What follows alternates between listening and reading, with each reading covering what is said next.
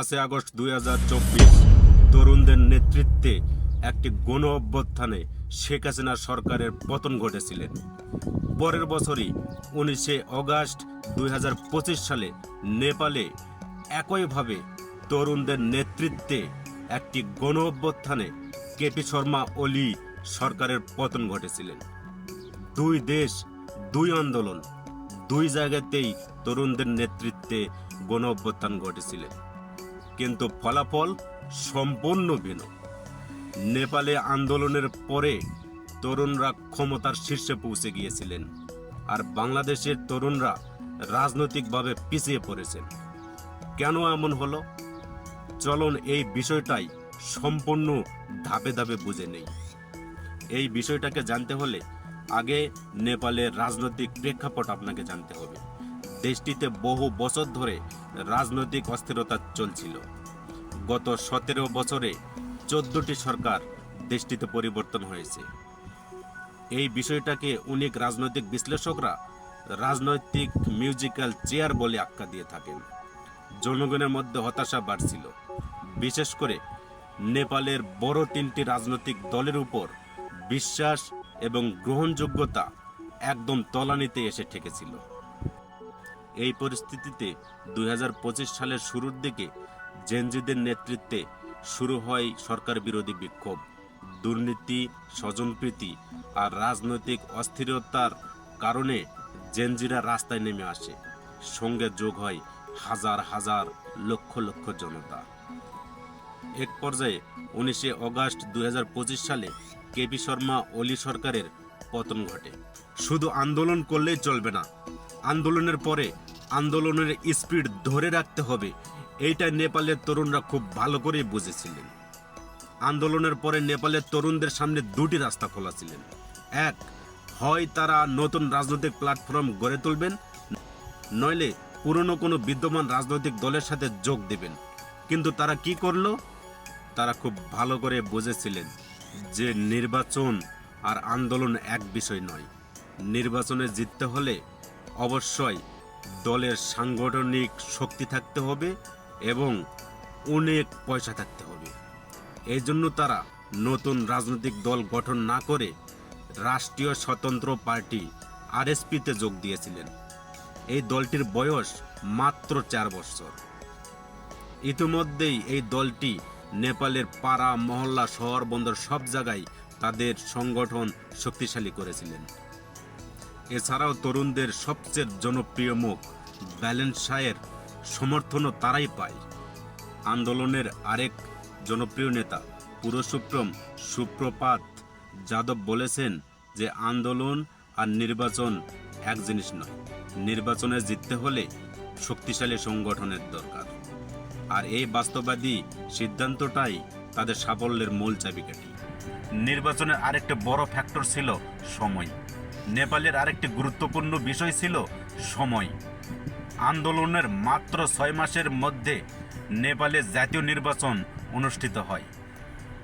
আন্দোলনের গতি তখনও তাজা ছিল, মানুষের অনুভূতি তখনও শক্তিশালী ছিল, আর মানুষের সেই অনুভূতি ভোটে রূপ নেয়। এবার এসে বাংলাদেশের প্রেক্ষাপটে 5 আগস্ট 2024 সালে শেখ হাসিনা সরকারের পতনের পর ছাত্রদের নেতৃত্বে নতুন একটি দল গঠিত হয়, জাতীয় নাগরিক পার্টি এনসিপি।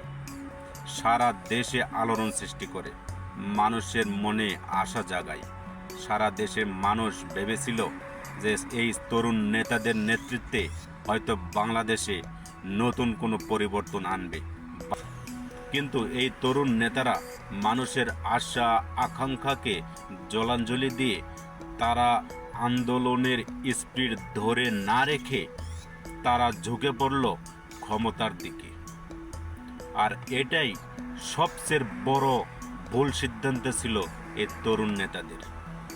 তারা তাদের দলের সংগঠনকে সারা বাংলাদেশে শক্তিশালী না করে 3 জন ছাত্রনেতা সেই ইন্টারিম গভর্নমেন্ট ইউনূস সরকারের সঙ্গে উপদেষ্টা হন, মন্ত্রী হন।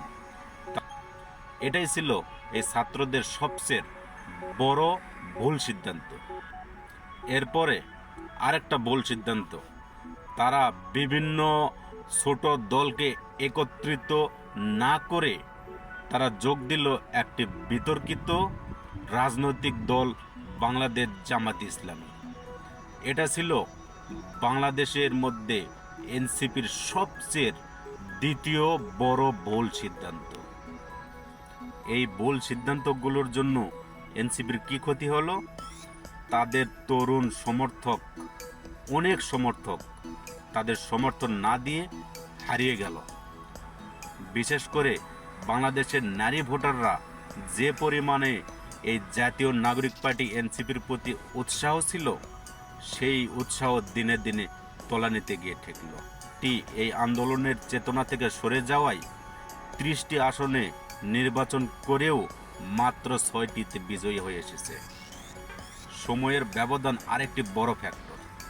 বাংলাদেশে অভ্যুত্থানের সরকার পতনের পরে 1 বছর 6 মাস পরে নির্বাচন অনুষ্ঠিত হয়। ফলে এই আন্দোলনের গতি কমে যায়, মানুষ ধীরে ধীরে আগ্রহ হারায়, রাজনৈতিক সমীকরণ বদলে যায়। আর অন্যদিকে নেপালের মাত্র 6 মাস ব্যবধান ছিল আন্দোলন থেকে শুরু করে নির্বাচন পর্যন্ত।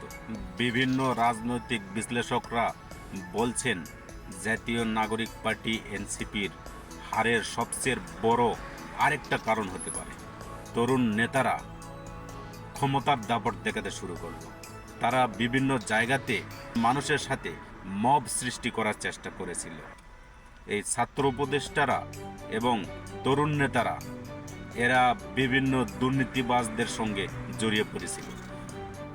5 আগস্ট স্বৈরাচার শেখ হাসিনা পতনের পর বাংলাদেশে রাজনৈতিক যে একটা অপার সম্ভাবনা তৈরি হয়েছিল, সেই সম্ভাবনাটা আমাদের তরুণ নেতা, আমাদের তরুণ নেত্রীরা, জাতীয় এনসিপির সকল নেতাকর্মীরা নষ্ট করেছে। এই সম্ভাবনাটা তাদের উচিত ছিল একটি সরকারের রূপরেখা দেওয়া। ভিডিওটি ভালো লাগলে অবশ্যই লাইক কমেন্ট করবেন এবং সাবস্ক্রাইব করতে বলবেন না বন্ধুরা। ধন্যবাদ। বাংলাদেশ জিন্দাবাদ।